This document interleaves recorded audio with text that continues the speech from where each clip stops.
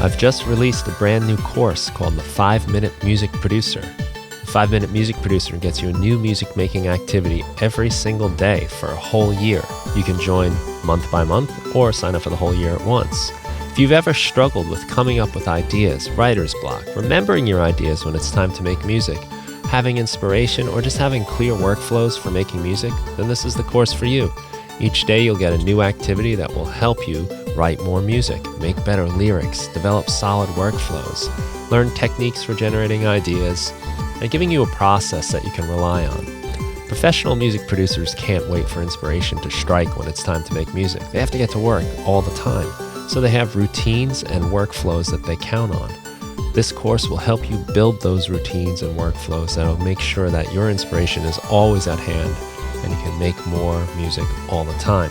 Each daily activity takes only about 5 minutes to do, so even when you're not feeling like making music, you can still probably commit to a couple minutes. And you'll be surprised how often that those couple minutes turn into a full session because you get inspired. Sometimes you got to get the momentum going before things start happening. And the 5-Minute Music Producer is designed to help you do just that. So if you want to try it out, the first week is totally free. You'll get 7 of these lessons that will help set you up with some cool workflows. And if you like it, stay aboard and enjoy the ride. You can sign up for the 5-Minute Music Producer at brianfunk.com/5minutes. Hello, everybody. Welcome to the Music Production Podcast. I'm your host, Brian Funk. On today's show, I have Keppie Coutts, who is the creator of How to Write Songs on YouTube, which is how I found her. I came across her videos in my, never-ending quest to write music and produce music. And I really liked the overall vibe and material and content, especially of the channel. And the songs are great. Lots of useful stuff. And it kind of led me into the whole world that Keppie has here on the internet. And we found out both have experience teaching at Berklee online, which is pretty cool. And we've been talking for like 15 minutes now, so we had to start the show before we did the whole show before it started. So, yeah. Keppie, welcome to the show. It's great to have you here. Thank you so much. Yeah, really enjoying your work. And did you come across the YouTube videos before you realized that we both teach for Berklee Online? Oh, yeah. The internet works. Yes, so that's fun, right? Because it's not a Berklee connection. It's algorithms Totally. and things feeding me, your work. I think it was the one about like exercises, 5 exercises. Yes, that video somehow slipped into the YouTube algorithm. And I don't know how these things work, but it did. And It's got a lot of views for you. Yeah, that's pretty cool. Yeah. That's like That's a couple awesome. stadiums full of people. I know. I mean, it's very humble in terms of what you see, other, YouTube channels getting. But for me, I was like excited when it hit 100 views, and now it's, hitting close to 45,000 views, which is, like bigger than anything I've ever put on the internet. So. That's kind of how it worked for me too. I was doing Ableton Live packs, and the first one I just decided to share one, and all of a sudden I had more people come to my page and watch the video than I'd ever had for anything else I ever did. You put out a song on the internet and it just like goes into the abyss of the noise, the crickets. Oh, totally. Yes. And you know what? I mean, behind all that, I think is a big philosophy of what value means to people. And so, I've read some really good thinkers and writers about marketing. And one of my favorite thinkers and writers about marketing is Seth Godin. And I'm really into the concept of whispering quietly to people who care, not trying to yell loudly at people who don't care. And so I think in terms of the things that you put out publicly, it's figuring out, how to whisper quietly to people who care. And part of that is figuring out what value means to other people, like what you have a value. And of course, it's not to say that the creation of music isn't valuable, but kind of flowing on from that, one of my other favorite thinkers and writers about this stuff is a guy called Austin Kleon. I don't know if you've read Steal Like an Artist or are familiar with his work. Yeah, I honestly, this isn't not even a plant. Like I keep this book like underneath my computer. I just like it's a reach little for one, it. yeah, Like yeah. it's literally just right there. I keep it there at all times. And he's got some other great books. And one of his books is called Share Your Work.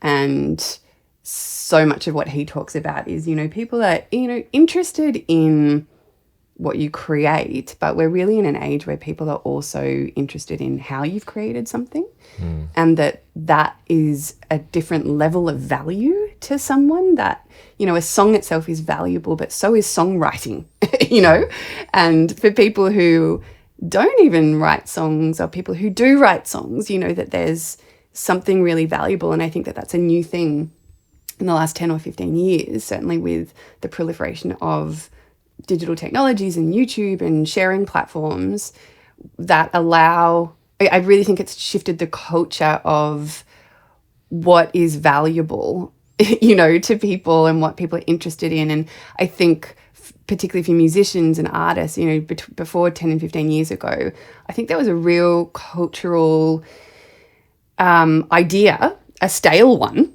that you should keep the process secret, that the messiness and ugliness and imperfection of the process of creation was a dirty secret, and that all you wanted was the polished product, and that if you could present that, then it creates a mystique and like presents the idea of genius and blah, blah, blah. But I actually think we're past that culturally. I think that people are not only interested in the process, but I think that it actually elevates the product, to see the process and to be honest and transparent about the process. And so I don't even know how to end that thought, but that the YouTube channel and my blog and all that kind of stuff is really based on, firstly, like a desire to make the process transparent, but also to understanding that that is of value to people. And I'm certainly seeing that with my YouTube channel. You know what I mean? Like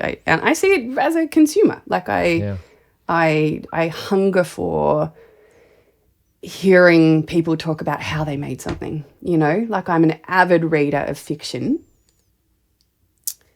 But I'm also almost equally an avid reader of reading writers talking about writing.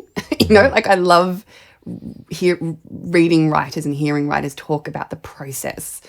And maybe it's because I'm looking for some kind of communion around that and some solace in it. And authors, I find, have historically been very prolific writers about the writing process. And I actually think songwriters have historically been very poor communicators about the transparent, honest process of songwriting, because I think there's so much market reason historically to perpetuate the idea of like the genius.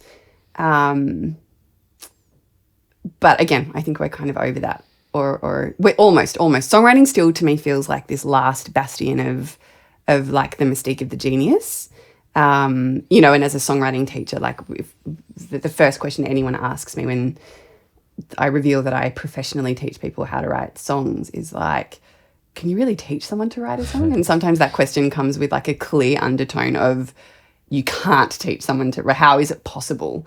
You're either born with it or you're not. Sometimes it's a very genuine question, like just out of curiosity. But again, it's like the curiosity there is born of this sort of absence in our culture of, I think, detailed, transparent process notes from songwriters. I think all you tend to get is the final product and not a lot of the process.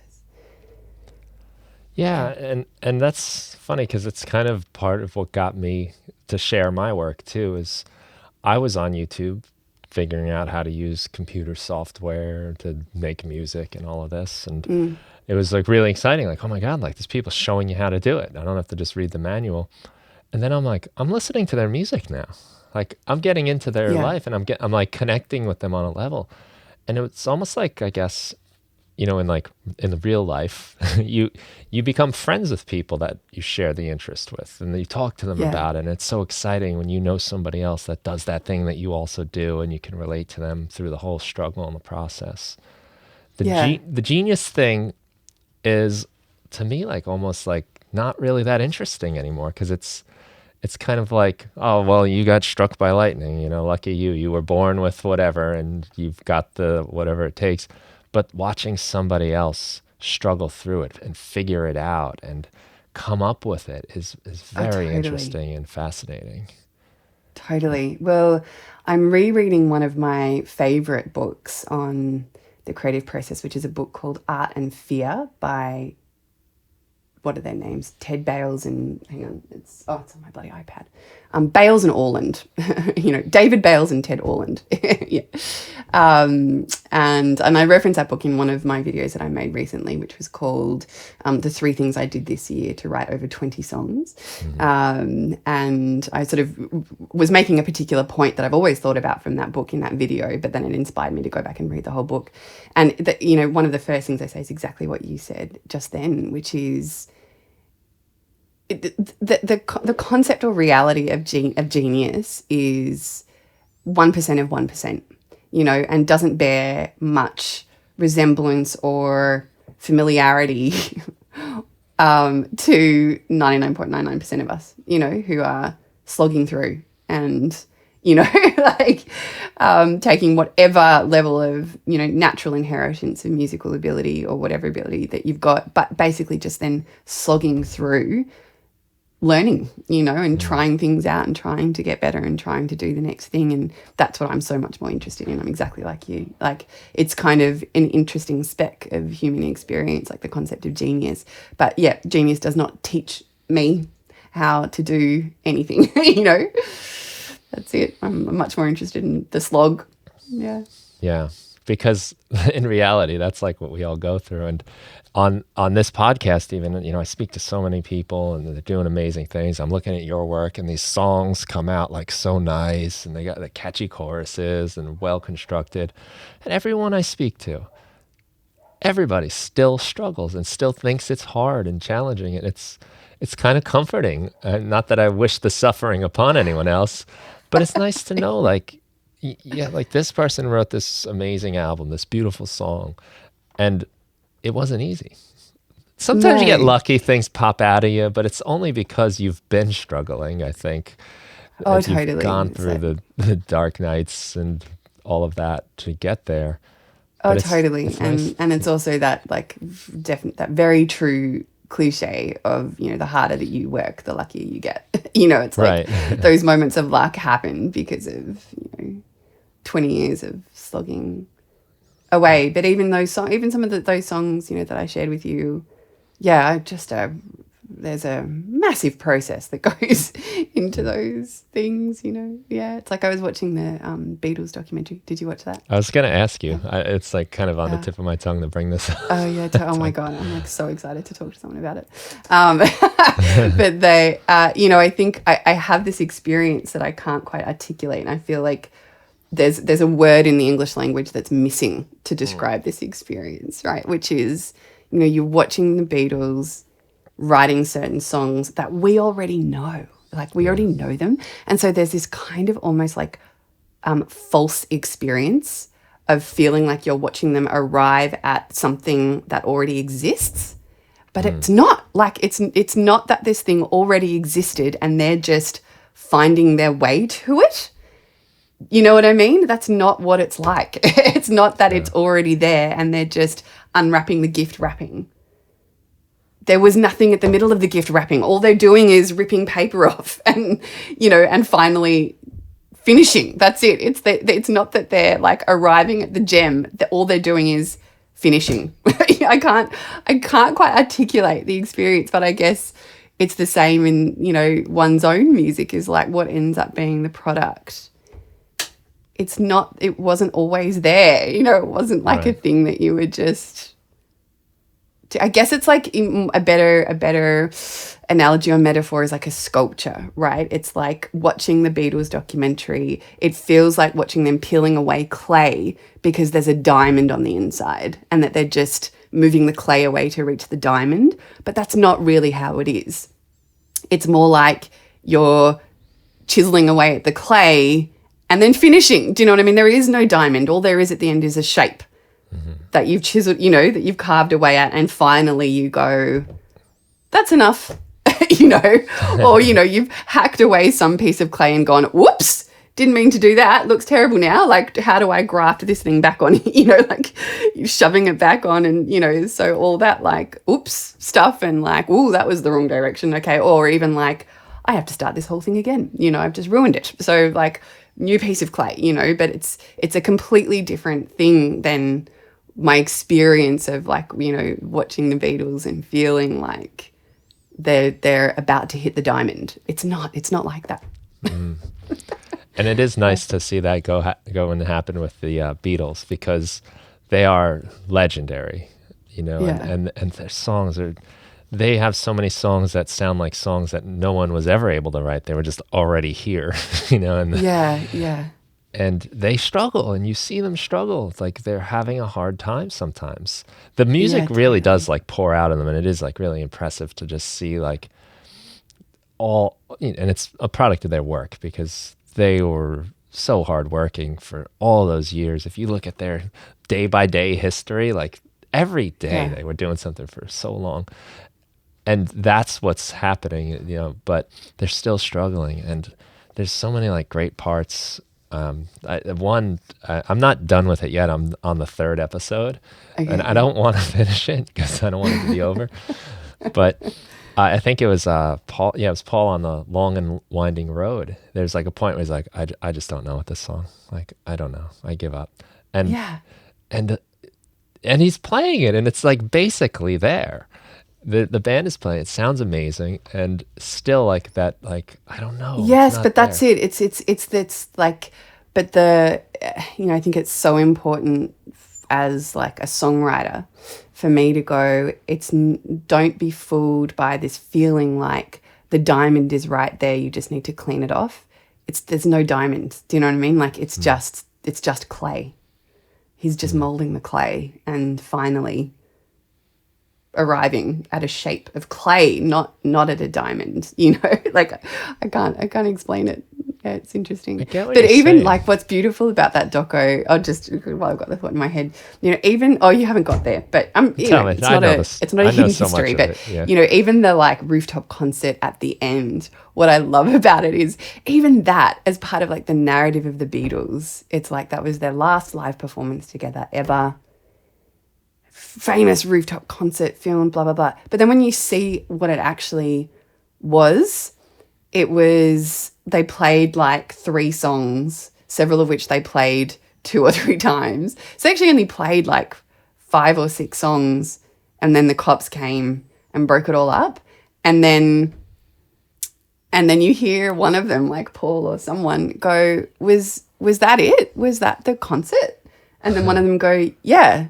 Yep, that was it. Like, like they'd been trying to build towards this thing. They did the thing, but even in the doing of the thing, we're like, is this the thing? I'm not sure if this is the thing. Yes, okay, I guess this was the thing, And, often that's what songwriting feels like too. It's like you've done the thing and then you're sort of like, is this the thing? Okay, this is the thing. Yes, okay. And sometimes you just have to make a decision that like, yes, I've finished, I think, and okay, I'm going to call it, and that's it, right? We're going to move on,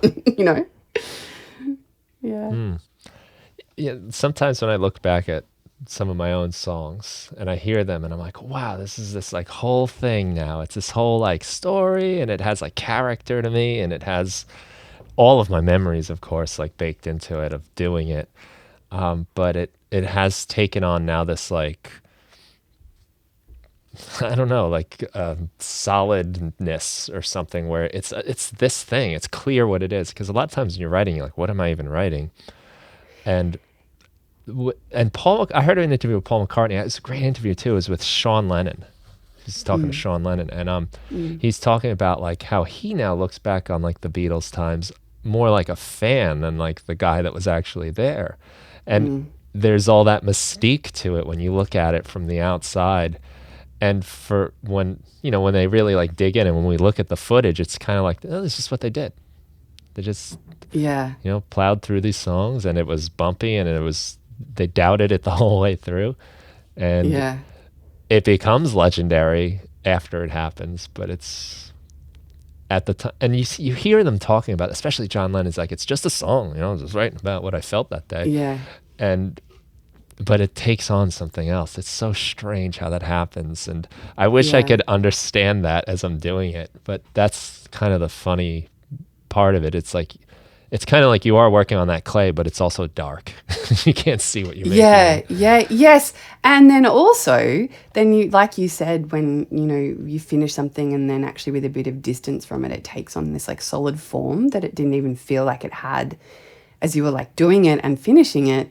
And then there's always the very strange experience of looking at something from a bit of distance, and if you liked it, then that feeling of like, how did I do that? Because I don't think I can do that again.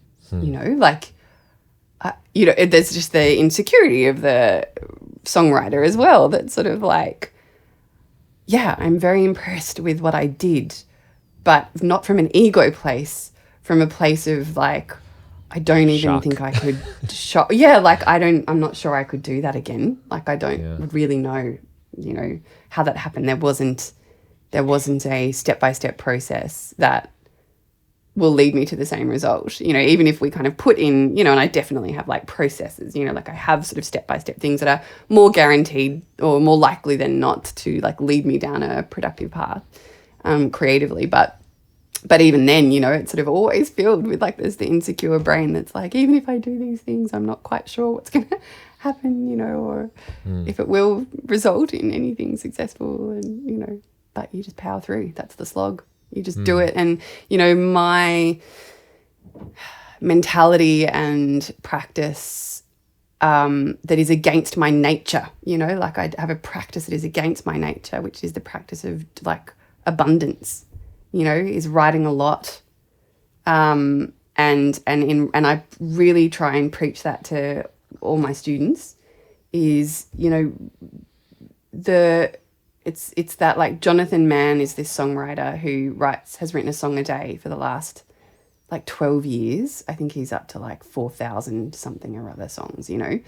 And he used to have this like thing that he would say about like the 70-20-10, that like, you know, 70% of anything you make is going to be mediocre, 20% is going to be total crap, but 10% is going to be awesome.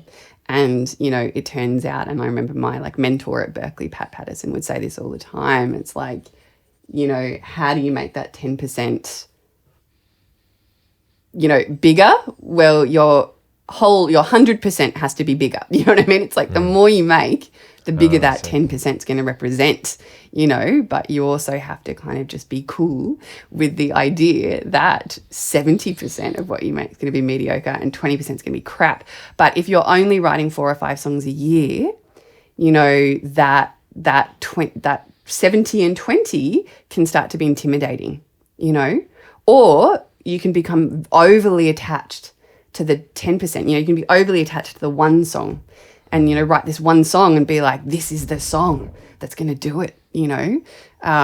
But, you know, another thing I just like to really try and instill in my students is like, there's no single song that's going to do it for you, you know. And even if there were a single song that kind of caught fire, if you don't actually have at that point a back catalogue, you know, of good work, that one moment is a flicker that will die, you know.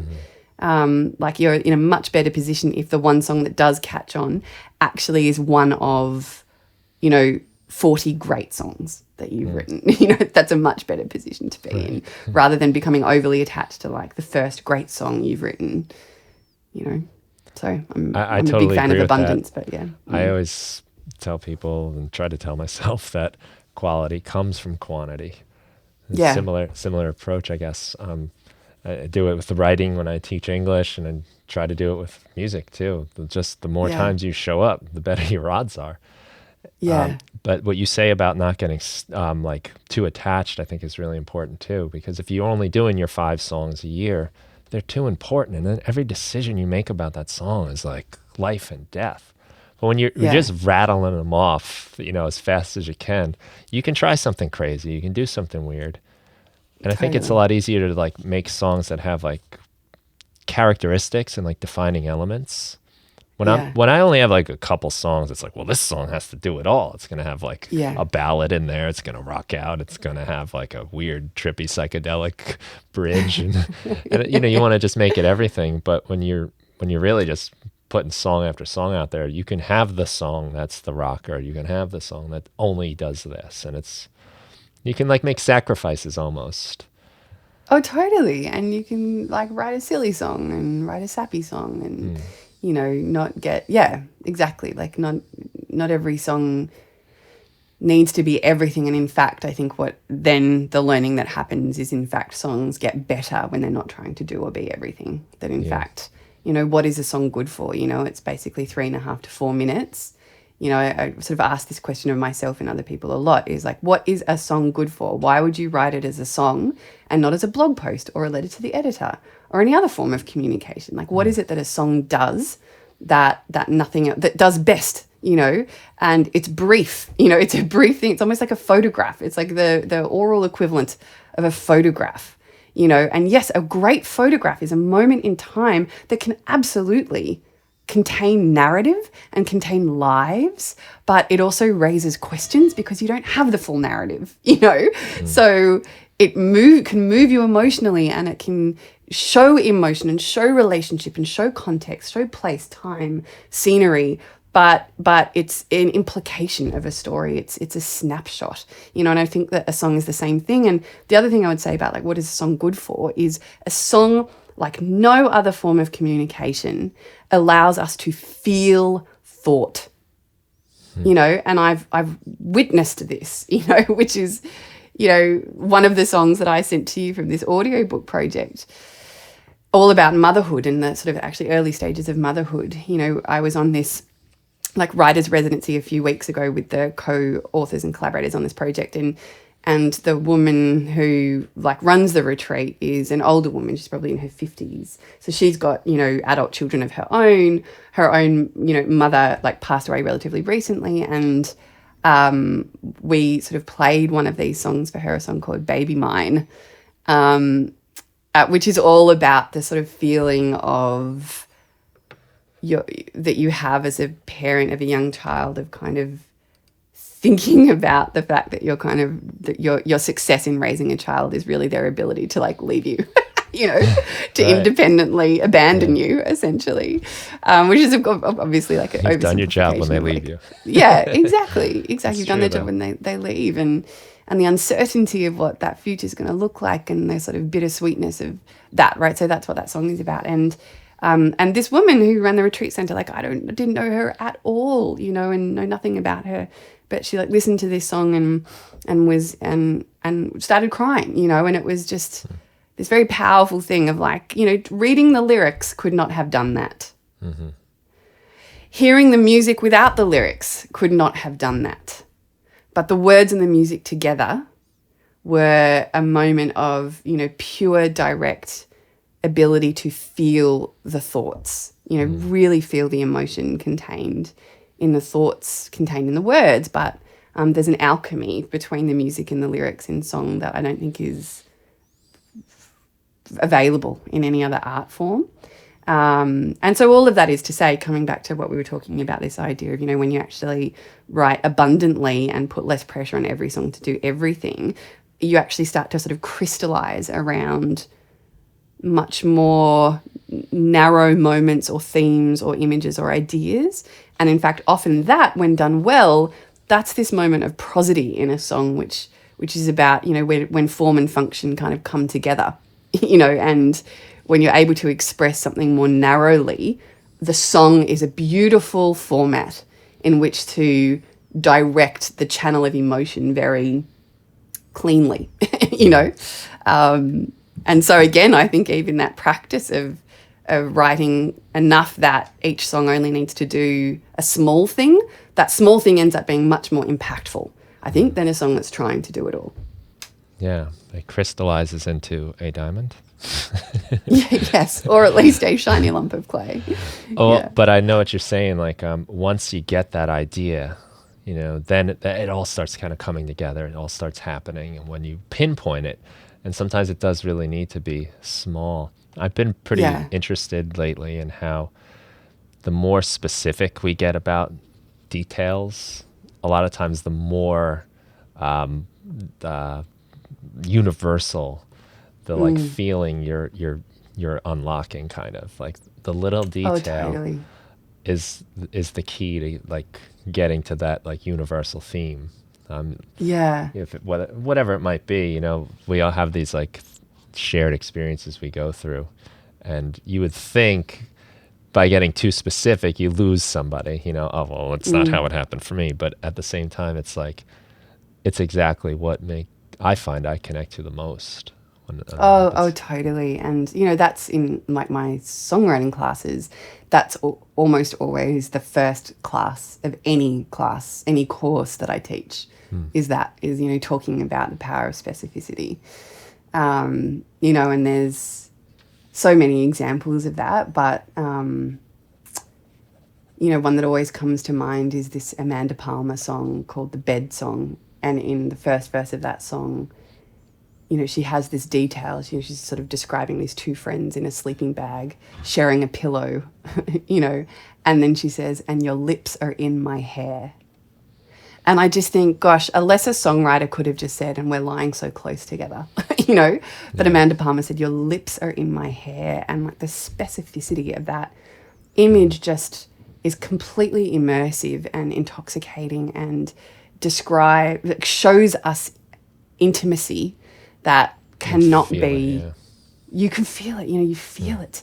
Even if that particular detail has not occurred to you, as in that particular moment has not happened for you. Leonard Cohen has this quote in the book Songwriters on Songwriting, which I don't know if you've kind of read through, but it's this tome of interviews. I have it opened to, I'm going to on your, great, yeah. I saw it on your page. And I started reading about it. I was like, how did I not come across this one yet? It looks great. God, it is just a Trevor. It's a Trevor, isn't it? No, it's a treasure. And in this interview with Leonard Cohen, he sort of talks about how, everyone's day is made up of these seemingly mundane details.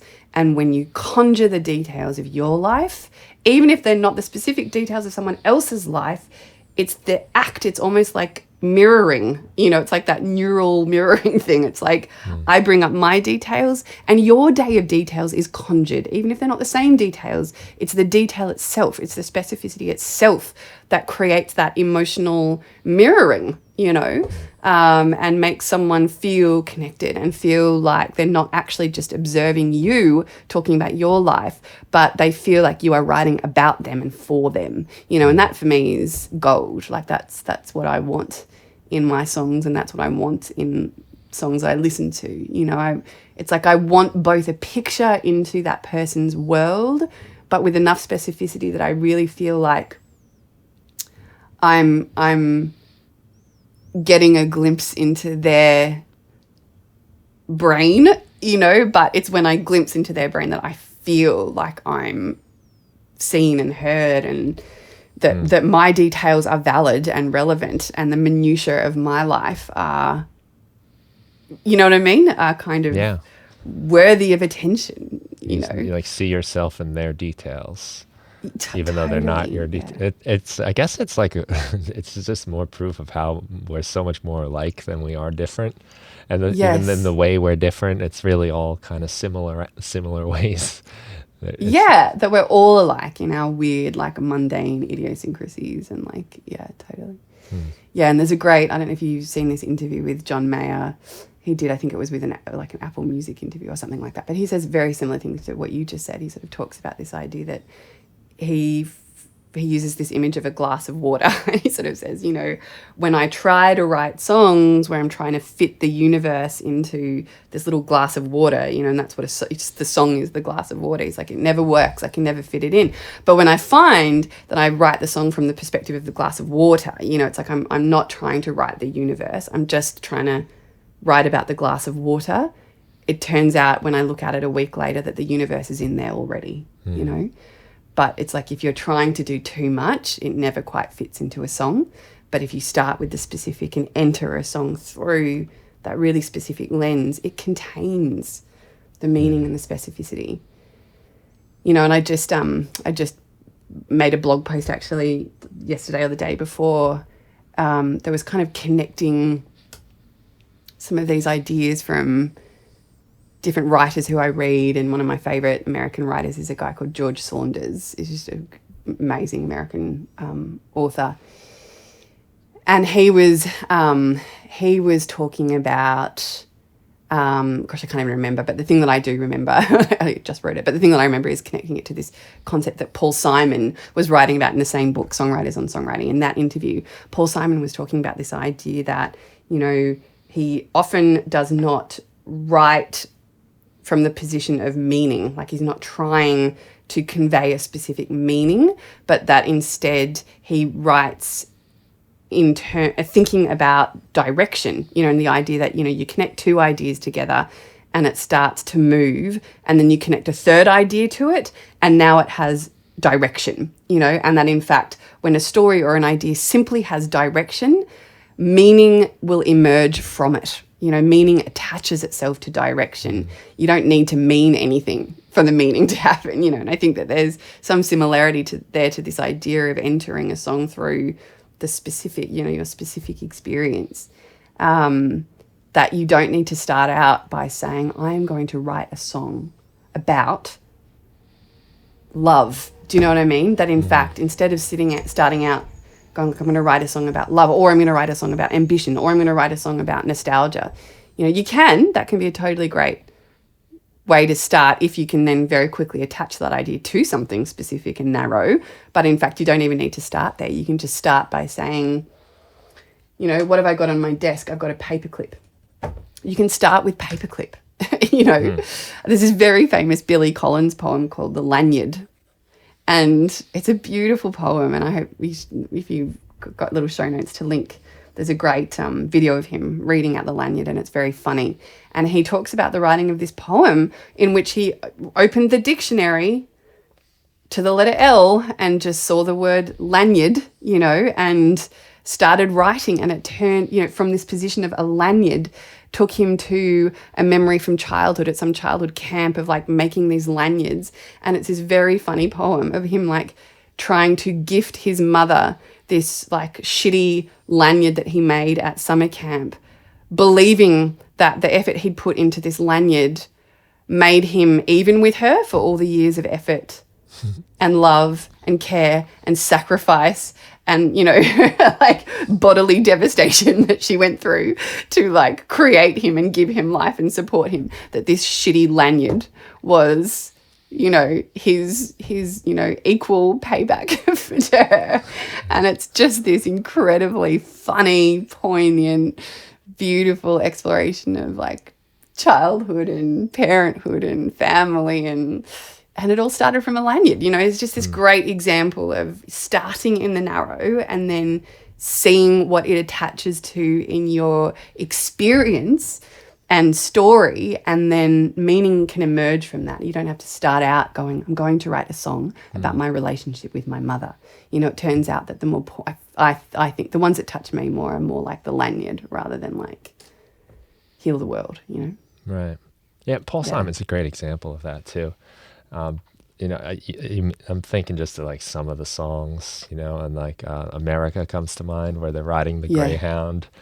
Totally. And they're just, you know, he smokes a pack of cigarettes. They ran out, and like we smoked the last one an hour ago. I don't even smoke cigarettes, but like this idea, like now they're out of cigarettes, and like this trip is sort of like getting long, and I forget the name of the female in the story. But he like references her by her first name. I'm lost. Yeah. I can't think of it right now. But, I can't think of it either. Yeah. But it's just, it's such a specific situation, but yes, it's such a like universal feeling of like searching for something, like trying to find a new place that you belong. And yeah, and like, you know, I haven't specifically read about his, you know, process of writing that particular song, but, you know, I always like to play that game with myself of like, how did this person write this song? Like, is there some thing in the lyric or the song itself that gives me an indication of like where this song started and how it progressed? And, you know, I suspect that that's it, you know, that it started with just the desire to describe this experience and the details of it. And then that line, you know, we've come to look for America, or, you know, I can't remember the specifics of the line, but like that idea emerged from the details of like, what are we actually trying to do here? You know, what were we looking for in this journey on this Greyhound bus, you know, with the pies and the cigarettes, you know? Yeah, right. You know, that's what they were like, looking for America, you know, and that yearning, that's the meaning that emerges from the story. But it's then so much more impactful to me to hear all those details and specificities. And look, you know, the one thing I'll say is like, that's just me, you know, like there's so many songs and so many listeners, but, you know, the songs whose lyrics move me and where I have that experience of feeling thought, you know, and there's different types of songs, there's different meanings and different purposes and functions of songs, and some songs are just dance songs, you know, and so it's like the beat that's important, you know, and the lyrics can be sort of more wallpapery, as long as there's a good strong hook that repeats a lot and people can sing along to when it comes around, like that's fine, you know. But my penchant is different, you know. What moves me is different. I mean, that literally moves me, and that's fun and that's great, but, you know, in terms of me being a songwriter and what I want as a songwriter, you know, I want America by Paul Simon. Art Garfunkel. Let's not forget Garfunkel. I'm pretty sure he wrote that song. Yeah. But that is a good point, you know, like different people get different things out of music. I think all of us probably get different things at different times. I always like to think about, like, why would somebody put this song on? What are they doing when this song comes on? Because some of my favorite songs are like the perfect song to be like depressed to, or like, I'm going out tonight and this is going to be fun, or it's not there's a specific time for it, and there's a lot of stuff I love that I just can't listen to right now. Like, it's not the time for this. Yes. Exactly. Yeah. And I think that helps me a lot when I'm thinking, like, all right, when are people going to want to put this on? That eliminates so many decisions for me. And a big part of like my process is just getting rid of all of the endless options and clearing a path. And it's like, okay, well, good. It's not going to even have drums because it doesn't make sense for a song that you're going to fall asleep to. So exactly. Yeah. It's so true. And I think it's really easy, you know, with the availability of DAWs and all sorts of things where you can sort of theoretically do anything, to feel that pressure. Yeah, exactly. And, you know, I think it's an ongoing process for me, even to this day. Like I really feel it's relatively recent, like in the last year, where I'm sort of like even more settled and okay with like what I write, what comes out of me naturally. And being like, that's okay. Like, that's fine. Like, you know, I don't need to go like, oh, but no one's going to dance to this. Yeah, I don't write dance music. Like, that's just not. I mean, that one pop song that I wrote with that artist, I mean, is a pop song, and I suppose you could dance to it. Could you dance to it? It's maybe not like a dancey dance pop song, but you know, that's a co-write. That's me in service of an artist, and you know, bringing my skill and craft to bear in, you know, it more in terms of being an effective songwriter in that scenario, as opposed to the things when I sit down and write and like, what comes out of me is different, you know. And I'd say ongoing, probably a lifelong process of being okay with that and being like, it's okay to do this thing, you know, that I don't have to be like full on Uber dance pop as my thing, as my go-to thing. Like, I really like acoustic guitars, and that's okay, you know. Well, Keppie, I have to bring something up then, because if anyone's watching this, they can see two acoustic guitars in the background, and that's, you know, the main picture on your webpage. You're sitting with an acoustic guitar, and a lot of the stuff I've seen from you is very based in like singer-songwriter type of almost folk, but I don't want to say folk, but so acoustic guitar singer-songwriter. Totally. Yet, you sent me a link to a band called 12 Foot Ninja, which you co-wrote 9 out of 10 songs, and they're a heavy metal band. Like a So full-on they're heavy metal mashup band. like full on. It's pretty interesting because it's got some like electronic elements, some influence from Yeah. like old school video games even. Yeah, totally. Yeah. But how did that happen? So that started about 3 years ago. And basically one of the members of the band is a guy called Stevic McKay. And Stevic is unlike any human I've ever met before in my life, really.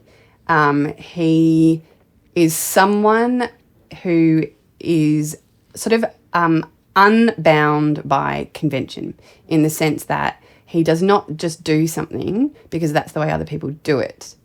He will do it if it's effective. But if it's not effective, he'll look for a solution to the problem, and without any sense of self-consciousness about whether or not that's going to be acceptable to anyone, pursue that.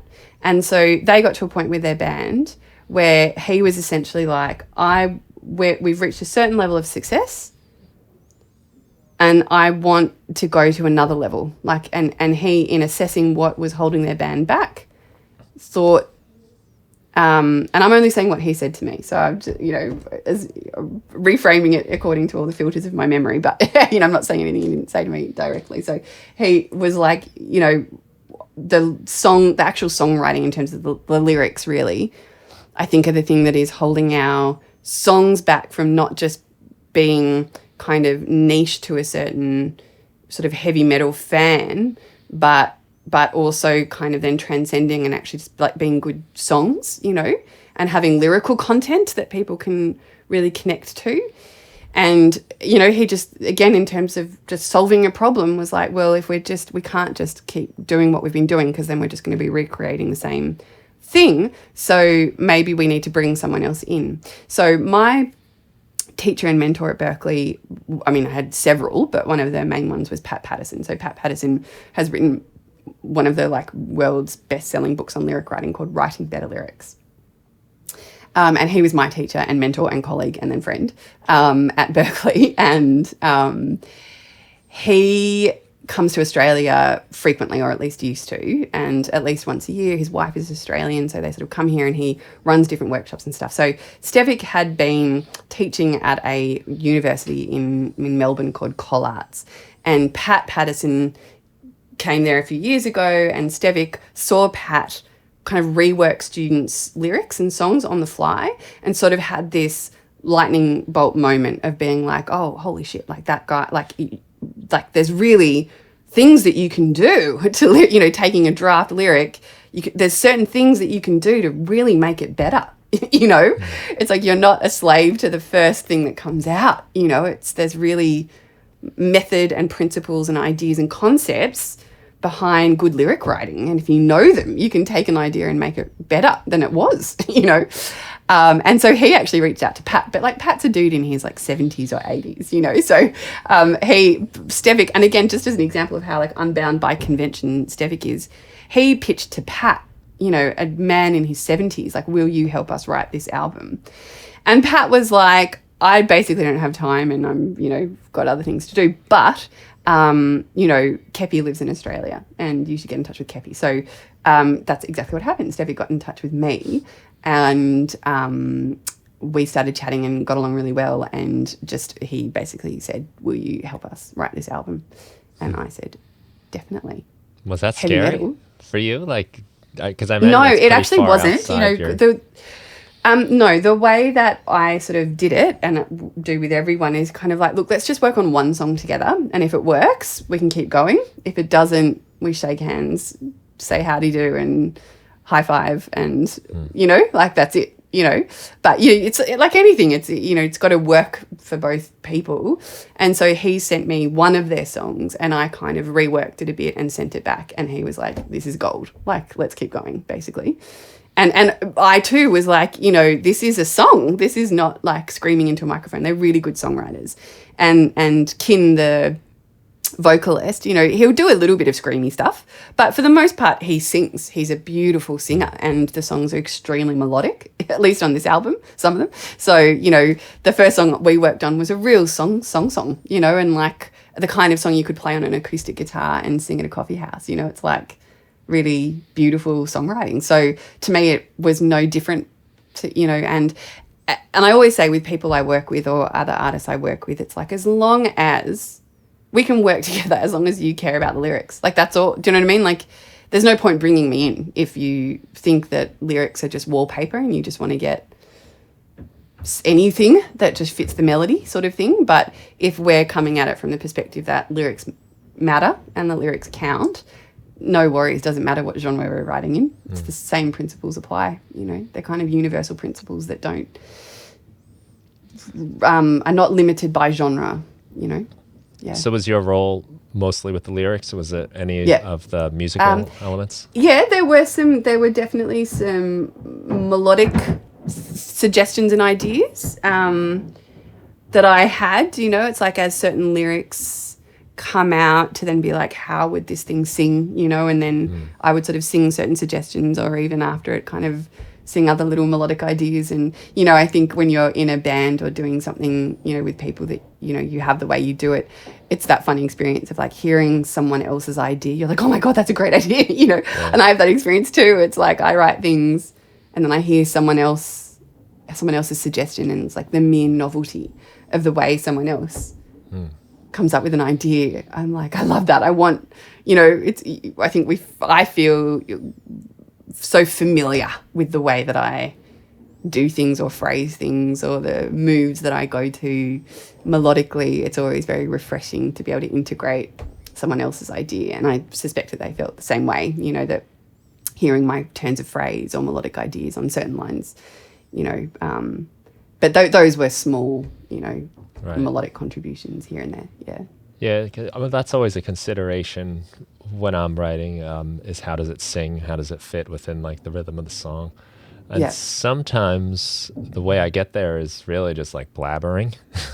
A lot of, I guess, scatting if I want to like make it sound more legitimate than it actually is. It's really just nonsense comes out of my mouth. Sometimes you say something that's cool. It just works, and you find this where the consonants go, where the vowels go.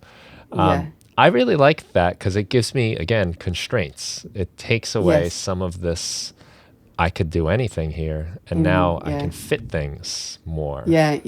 And a lot of the 12-Foot Ninja songs were exactly that. They were basically like nonsense syllables with a really, really strong melody and a complete song structure, you know, and part of my job was to kind of come up with, like lyrics that fit neatly to the scansion of the melodic rhythm, and often then reworking. It's like coming up with 10 different ideas for like one line, you know. There are definitely, Stevik and I between us have, for some of those songs, you know, there'll be like 14 or 15 versions of the song, you know, just rework. Yeah.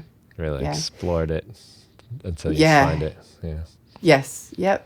You know, it's like, and it's like the big picture has to be there, and then the word by word, syllable by syllable has to be there as well, you know. So that was a very like meticulous process. Yeah. That's really cool. And I hope it was good. Yeah. I think it's awesome that you're it's kind of brave, really, like to go just, let's do heavy metal, you know, because it's about as far a leap as I can imagine from. But I like too that you still see the connection that, well, there's songs you could still play on an acoustic, that they still hold up. Yeah. And, you know, I think also the kinds of songs that come out to me represent like a fraction of my personality, to tell you the truth. Like I am definitely like a potty-mouthed,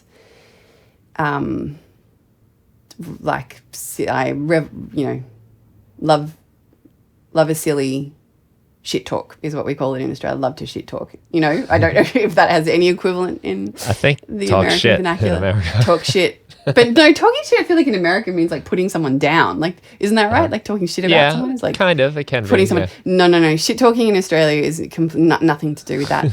It's just verbal play. It's just talking complete nonsense. Right. You know. And I like that a lot. Yeah. And yeah, so actually, you know, their aesthetic and their, you know, the actual lyrics, you know, that they might come up with is not actually so far outside like my wheelhouse of like personality. Nice. You know, yeah. That's cool. Like my songs come out pretty and nice and clean and heartfelt and, you know, emo, but that, like I said, yeah, that's like a fraction of my personality. So it was actually really nice to be working with people and on a project that express a completely different color palette of, you know, personality that still felt very comfortable and familiar to me. So, yeah. Yeah, I've enjoyed that myself, just kind of doing something you don't normally do. It's freeing, you know? Yeah, totally. I want to ask you, you kind of alluded to it a little bit, the Mothertongues project, which you're saying is it's like an audiobook album, which is something I've never heard of. Is crazy. Yes, I'm so glad you say that because I keep saying this to people and secretly thinking I must be lying, but I'm not really lying because it's not like I know a truth that I'm hiding. But I'm almost certain that this is one of the first projects like this in the world that is an audiobook being released by a major publisher, being published by Penguin Random House, that has a full album of original songs interwoven into the audiobook. And it's like, as soon as you say that to me, I'm like, it's such an obvious thing to exist. And I hope that it continues to be like a thing. You know, I hope that it does well enough that it creates a format that publishers of audiobooks and book publishers are like, oh, this is a good thing, and we can actually get songwriters in to write original music, like album length music, to integrate into the audiobook. And, you know, it's so obvious. I don't know. It just seems like such a natural fit. And it is, at least for this project, it's beautiful, beautiful collaboration, beautiful, you know, integration of those elements. And like, what a fun project for me to kind of respond to a text in terms of the songwriting, to work with writers who wrote some of the lyrics, to set them to music and then co-write some of the lyrics with them, and then to musically approach that and have to sort of compose, get to compose that music and imagine it as part of that project and in that world. And so that's what it is. It is a physical book and an audio book, so it will be printed as a text and the lyrics will appear as text in the book. And the way that we're sort of bridging the like audio text divide there, you know, you do the best that you can. You know, we've got like a QR code at the front of the book, which is a link to will be a link to the album. And so, you know, again, it's like we're in this brave new world where QR codes are not like this weird alien thing that people have no idea about. It hopefully it will be familiar enough that people are like conditioned to like, you know, scan the QR code if they see it. And then throughout the book, anytime there's a song, there's lyrics with music, you know, there'll be like a little symbol that kind of indicates like you can go and listen to this song and actually hear the music of it.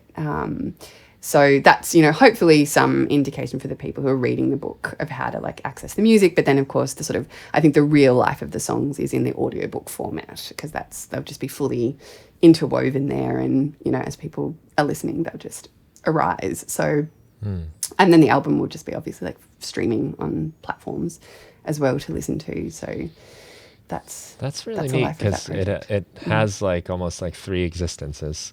There's the book, traditional book, you know, and then you can still access the songs, but then you got the audiobook, which is kind of the full picture, and then you've got the album, which you can still go back to the book with, which exactly. It does seem like it's surprising that something like this doesn't exist, because it does seem with the popularity of audiobooks, especially in the last decade or two. You know, there were always books on tape, but I think they've taken on a new level because you can have them on your phone. It seems like a great idea. I agree. So I imagine, was the novel already written? Yeah, and then you're was... coming in then. Now that has, man, like, you know, you write your novel, right? And now you have to work on the music, which, because one of the things that's really cool about novels and books is that so much of it does happen in your head. And now there's I guess what I'm getting at is how hard was it to get the visions to align so that it's like a cohesive thing that works for you and works for the author? Not difficult at all, really, because it sort of actually started because the book itself is not a traditionally written book. You know, it is both about content-wise early motherhood, but it is about that in its form. You know, that's the amazing thing about this book. It is about that in its form in terms of how it's written. Like, what I mean by that is like how it is structurally written in the book, which is that it's lots of things. It's not just straight prose. Some of it's straight prose. Some of it's written as a conversation between like Siri and Alexa. Some of it is written as like Thomas Becket absurdist theatre. And some of it is written as like one sentence fragment of an image, you know, and part of that is a reflection of early parenthood, which is like very difficult to string a thought together, you know, string a complete thought together. You know, you have 20 minutes here, 40 minutes there, 10 minutes there. And as a writer, you know, how do you achieve something long form, you know, with that level of disruption in your life? And you either give up for that period of time, you know, it's like these are your options. It's like you give up, you just don't. You sacrifice a huge amount of your mental health and relationships with your family by insisting on, you know, waking up at 5 a.m. and not being interrupted until 9 a.m., you know. But you know what I mean? It's like there's a huge amount of sacrifice there. And what does that require? It also requires that you have a system or another co-parent that's going to pick up the slack there. But then what's the burden and sacrifice on that relationship if one person's like doing this thing? That's another option. Or like you're a man with a wife who does everything for you. You know what I mean? Like those are kind of the three models of how a long form work gets written if you are the parent of young children. This book is an attempt to create a different model of that, to say it's actually okay to write something in fits and spurts, you know, that we're doing away with the notion that there has to be a clean through line from beginning to end. That in fact, we can take snippets of this and that and we can express these moments in different forms, you know, that express in themselves what it feels like, you know, the craziness and all the, you know, the conversations that are in your head and the way that these ideas and experiences manifest in this very fragmented, chaotic way. It turns out that, but if you string these things together and then edit them, it does have a through line ultimately, but the form of it and the structure of it kind of represents the experience, you know, of how do you actually get something done and create something during this period of your life. And one of the things that happened for them is in sort of embracing this multi-form style of writing, they started writing lyrics, you know, and they then contacted me because we sort of, you know, one of the writers, a woman called Caradwyn Dovey, we know each other. We actually went to high school together, but, you know, we weren't friends in high school. We were in different grades. She's a friend of my sister's, but we had sort of like followed each other through the years, you know.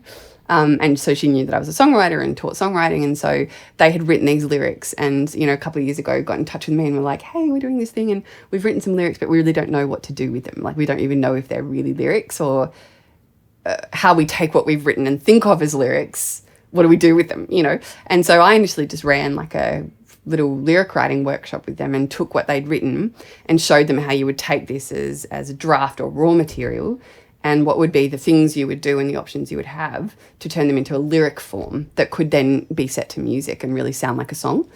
And they just took to it like, you know, I don't even, just such good writers and so hungry for their information that they did a beautiful job. And then a few days later sent me these revisions that were in beautiful song form, you know, and then shortly after that just sort of said, hey, do you want to have a go of like setting these 3 songs to music, these 3 lyrics? And I said, sure. And so yeah, did exactly that. Like, did a few other little tweaks to the lyrics once the music sort of got going, but did that. And then it turned out they then took those 3 demos and the manuscript that they had, pitched that to Penguin Random House, who loved the project and wanted to publish it. So after that happened, then, I got the green light to write 5 more songs. So it's eight original songs. Wow. That are part of the audiobook project. Yeah. So that's it. So, it's this idea that the lyrics were already happening. You know what I mean? It wasn't actually me like inserting myself into this form that was foreign to this thing. It was already happening organically. And it was just about taking what was already there and shaping it. But like I said, the nature of the project was open to it. The songs are not going to feel like a weird interruption to this clean through narrative, if you know what I mean. It's already got these weird little different forms that it's being expressed in. Yeah, it sounds like the form and the structure is itself like part of the story. So bringing totally these in, and as is collaboration, right? Like, not only is the form representative of early motherhood, but the necessity of collaboration, doing it in community and not doing it by yourself. And that sometimes the most those conversations with other parents are so important. And so the 2 writers, Kerwin and Eliza, actually met because their kids were at the same school, and so they would chat at the schoolyard gate, and those conversations then sort of happened again and turned into other things, and then eventually they sort of were like, should we collaborate on a project about this, and they said yes, and so they started doing that and throwing ideas, and each one contributed this and that, and then bringing in me as a collaborator as well. Like, we're all mothers of small children, and so I think the collaborative aspect of it is also really important, and again is somewhat reflective of the experience of feeling like trying to do it in isolation can be very scary and sad. But as soon as you're in community, that's when things sort of come together a bit more, you feel more supported and are able to sort of do more things in community. Yeah. Sounds like it was probably good, like real life therapy too, just to go through that with other people and to share those experiences. Yeah, totally. And look, I just think collaboration always, when it's really good, is just the best thing ever, and just feels so much more interesting and motivating than the solitary project, Yeah. Yeah, that's fun. I love how the concept, like once the thematic principles were there about just like the wild craziness of trying to raise children, it allows all the other aspects to kind of fall into place. Like, oh, it makes sense that we do it this way. It makes sense we collaborate. It makes sense that it changes structure here and it's a sentence fragment here. And I think those are great things like that start to happen once the vision becomes a little more clear and you know what you're looking to get to. Yeah, and I think giving yourself like permission to do something that way as well, and saying this is what this is, and it's sort of born of a certain necessity, but now feels like it's okay, So, I think the project is lovely for what it is, and I also hope that the project becomes a model for a way to do things, both in terms of integrating music and songwriting into that audiobook form, but even in terms of this like collaboration, between like a more intimate collaboration between writers and songwriters or writers of any type, that's possible and publishable. I think it sounds great. It sounds like a really fun thing. And I'm, like I said, I'm surprised it doesn't exist. The closest thing I can think of is Jeff Tweedy's new book. Did you read that? How to Write One Song? I have the hard copy, but I originally listened to it. It's under a lot of paper here, but it's originally I listened to it as the audiobook, and the beauty of that is he's writing the song throughout the book, and he plays you the parts as he goes along. And I was like, this is really cool. Like, oh, that's so that nice. He's incorporated the music as part of the story, but there's so much like gold in there. I had to Yeah, get the I hard agree. copy too, so I could really like turn to the page. It's a little hard to do that sometimes in the audiobook too. Yeah, totally. I didn't Can't even dog realize ear that the the pages as audiobook. well. Yeah, The, that's a if you very, liked the book, the audiobook, it just pulls you in the world a little more because you hear it. oh, I'll definitely do that because it was a great read, very like underlined and where is it? It's Yeah. right there. Yeah, You can see cool. it better. It's a very underlined book, yeah. But that's great. Yeah, I'll have to listen to it. Yeah, it sounds awesome. Is there a time when it's coming out, or is it still kind of in the works? Yes, no, it's definitely got like a timeline. So it's kind of coming out just before Mother's Day, and I don't know if Nice. Mother's Day is the same in Australia as it is in the States, but Mother's Day is around second weekend of May or something like Yeah. that. So it's going to come out around I think April 19 in Australia, and I assume distribution. I don't know if the distribution is just Australia or if it's going to be international distribution, but it'll come out April 19th basically in preparation for Mother's Day because it's sort of got a, That sounds like the thematically perfect timing. something that might. Yeah. Yeah, exactly. Yeah. Right. Yeah. Oh, that's super cool. I'm excited Yeah. for you. That sounds like a great Yeah, me too. project. Yeah. So I know I need to be respectful of your time here. It's all We good. might have to schedule another one, because I'd love to like even get into some nitty gritty with you. Yeah. Today we're getting to know each other a little and learn about some of the stuff you've been doing, but I'd love to. I always take notes when I do the podcast. I have a ton of notes. Speaking of you, Oh, yeah. so maybe we can set that's that up awesome. sometime. But I would love to. That's great. let's see. The YouTube channel, How to Write Songs. We'll definitely have people go there. I think they'll like that a lot. And you've got kcsongstudio.com. Yes, exactly. Yeah. Anywhere else we can send people to learn more about you or hear your music even? Those are probably. Oh, yeah. Okay, that's a good idea. Yes. So I've got my own music on my website, which is keppiecouttsmusic.com. Yeah. So that's just where I keep, all my original music and co-writes musically. But yes, in terms of sort of talking about songwriting and the craft of songwriting, yeah, the YouTube channel and kcsongstudio.com is my blog where I write about that stuff too. Nice. Yeah. Well, I'm pretty sure anyone listening realizes there's quite a lot to learn and a lot of great information there. So I hope you guys check it out. It's great stuff. And it was a lot of fun talking to you. So you too, Brian. Thank you so much. So we'll send people there and have a great day, everybody. Take care. Thank you guys. Bye.